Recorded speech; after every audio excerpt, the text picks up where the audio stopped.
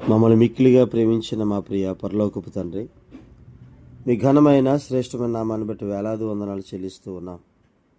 గడిచిన కాలమంతా కాచి కాపాడి భద్రపరిచి మరొక రోజులో మమ్మల్ని ప్రవేశపెట్టారు. మీకు వందనాలు. మరొక రోజున ఆయుష్గా మాకు పొడిగించారయ్యా, మీకు స్తోత్రము.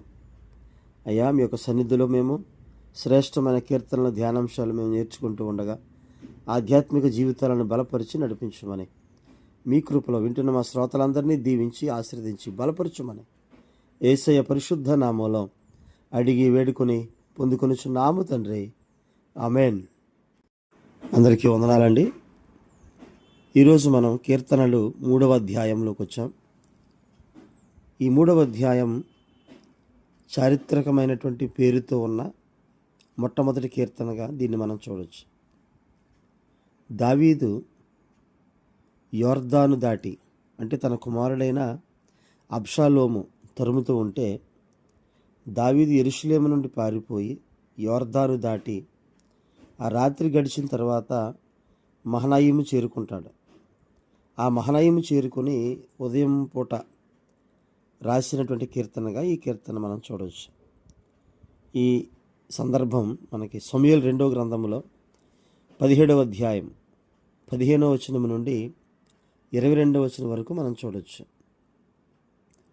ఈ కీర్తన 3వ అధ్యాయం మనం చూస్తే ప్రధాన గాయకునికి నిగియోత్ రాగంలో పాడదగింది అని, అంటే 3వ అధ్యాయానికి చివర 4వ అధ్యాయం ప్రారంభంలో ఉంటుంది ఈ మాట, ప్రధాన గాయకునికి అని. నిగియోత్ అంటే అర్థం హిబ్రూ భాషలో దెబ్బలు లేదా గాయపరచబడుట అని. ఇక రెండో విషయం చూస్తే, ఈ 3వ అధ్యాయంలో సెలా అనేటువంటి పదం 3 చోట్ల ఉంది. సెలా అనే పదానికి అర్థం పైకి ఎత్తుట అని.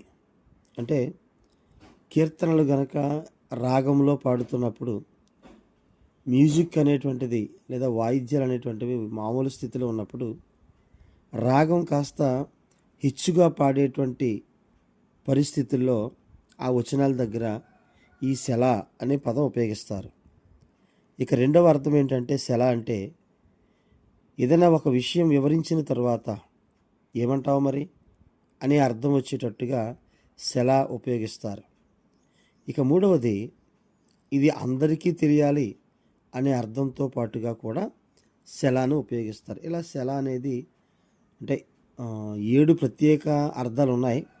ప్రాముఖ్యంగా ఈ అధ్యాయంలో సెలా అనే పదం 3 సార్లు ఉపయోగించారు కనుక ఆ 3, ఒకటి ఉచ్చస్థితిలో పాడేది, రెండవది ఏమంటావు అని అంటాం, ఇది అందరికీ తెలియాలనేటువంటి ఉద్దేశంలో. రైట్. ఈ 3వ కీర్తన మనం 3 భాగాలుగా చూడొచ్చండి. 3వ కీర్తన మనం మొదటి 2 వచనాలు దావీదు శ్రమలు, 3వ అధ్యాయం 1-2 వచనాలు.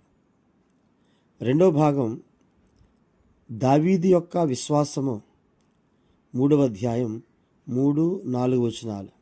దావీదు యొక్క విశ్వాసం. ఇకపోతే 3వ భాగం దావీదు విజయం, 3వ అధ్యాయం 5వ వచనం నుండి 8వ వచనం వరకు. ఈరోజు మనం మొదటి భాగమైనటువంటి దావీదు శ్రమల గురించి మనం చూద్దామండి. మొదటి 2 వచనాల్లో ఈ దావీదు శ్రమలు ఈ భాగంలో మనం చూస్తే, మొదటి వచనం దావీదు యొక్క శత్రు సమూహం గురించి తెలియజేస్తూ ఉంది. రెండవ వచనం శత్రువులకు దావీదు మీద ఉన్న ద్వేషాన్ని తెలియజేస్తూ ఉంది. మొదటి వచనమేమో అతని యొక్క శత్రు సమూహం గురించి తెలియజేస్తే, రెండవ వచనం శత్రువులకి అతని మీద అంటే దావీదు మీద ఉన్నటువంటి ద్వేషాన్ని తెలియజేస్తూ ఉంది. మొదటి వచనం, యెహోవా నన్ను బాధించువారు ఎంతో విస్తరించి ఉన్నారు, నా మీదికి లేచువారు అనేకులు. దేవుని వలన అతనికి రక్షణ ఏమీ దొరకదని నన్ను గూర్చి చెప్పువారు అనేకులు. సెలా. అంటే దావీదు యొక్క శత్రు సమూహం ఎంత విస్తరించి విస్తారంగా ఉందో మనకు అర్థమవుతూ ఉంది. అంటే దావీదు తన కుమారుడైన అబ్షాలోము యవ్వనుడు గనుక ఆ దేశంలో ఉన్నటువంటి యవ్వనస్తులందరూ కూడా అబ్షాలోముతో చేరిపోయారు. దావీదు యవ్వనులైన వారు తనతో లేక, సైన్యములో లేక, శత్రువులు ఎక్కువగా ఉన్న సందర్భాన్ని మనం చూస్తూ ఉన్నాం. ఇక 2వ వచనం మనం చూస్తే, ఒకవేళ దావీదుని ఇబ్బంది పెట్టినటువంటి షిమీ గుర్తొచ్చాడేమో తెలియదు, కానీ ఈ షిమీ ఎవరు అంటే, దావీదు యెరూషలేము నుండి పారిపోతున్నప్పుడు కిద్రోను వాగు దాటి ఒలివల కొండ ఎక్కుతున్నప్పుడు షిమీ పలికినటువంటి శాపవచనాలు గుర్తొచ్చినట్టున్నాయి. అక్కడ అంటున్నాడు కదా, దేవుని వలన అతనికి రక్షణ ఏమీ దొరకదని నన్ను గురించి చెప్పేవారు అనేకులు ఉన్నారని చెబుతున్నాడు.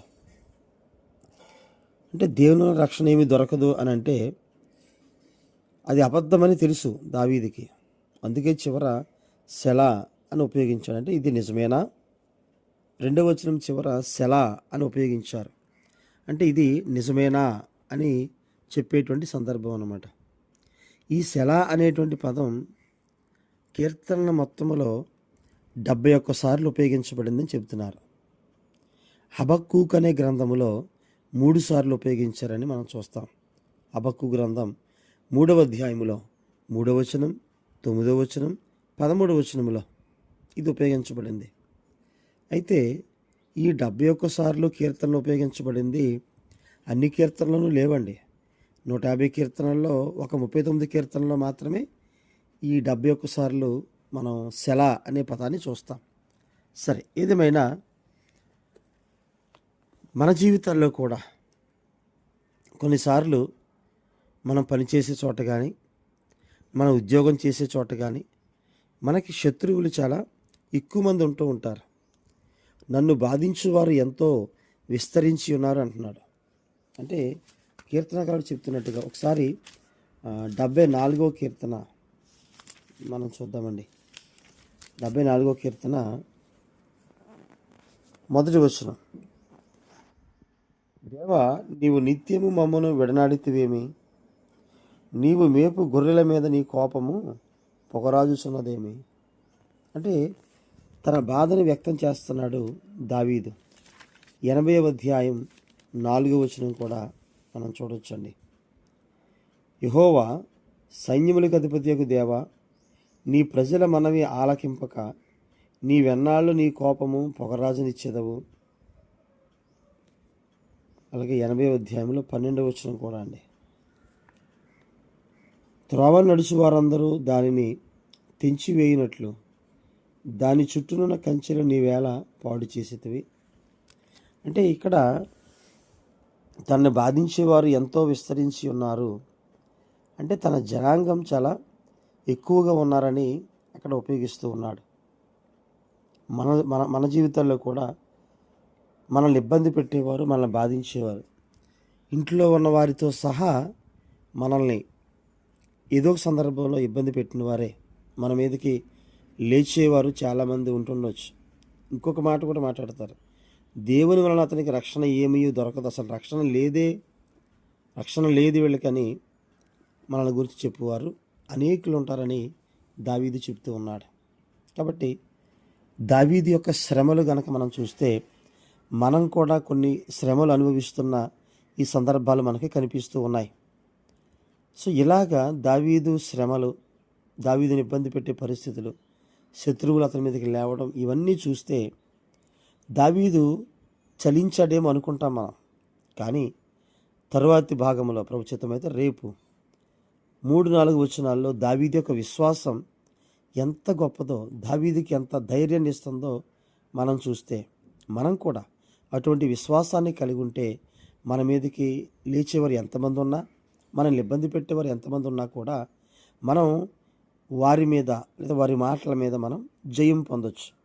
కాబట్టి విశ్వాసం కలిగి ఉందాం, విజయం పొందుదాం.